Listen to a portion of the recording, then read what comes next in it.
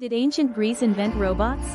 What if I told you the concept of AI isn't modern at all, it's thousands of years old? In fact, classicists and historians of science often point to ancient Greece as the birthplace of the very first concepts of automata, self-moving machines, and biotechny, life through craft. They didn't see these as magic, but rather as products of incredibly advanced technology and engineering, conceived by Hephaestus, the god of metalworking, craftsmanship, and invention. The most prominent, robots, and AI concepts from Greek mythology include Talos, the first bronze robot, first written about by Hesiod around 700 BC. Talos is widely considered the first robot in Western literature. He was a giant, anthropomorphic, human-shaped sentinel made entirely of bronze, forged by Hephaestus to guard the island of Crete.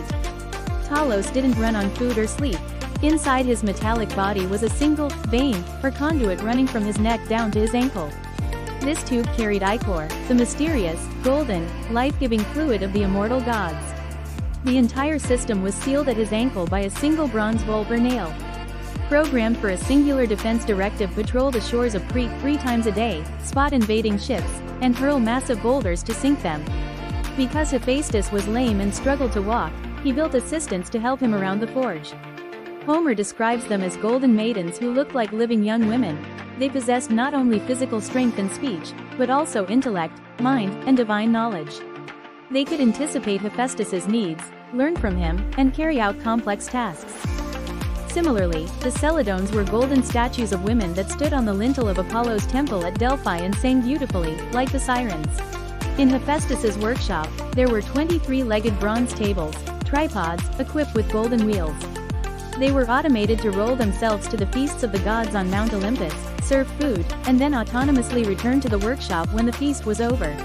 Statues carved by the craftsman Daedalus that were so lifelike they could walk, move, and even run away unless tied down.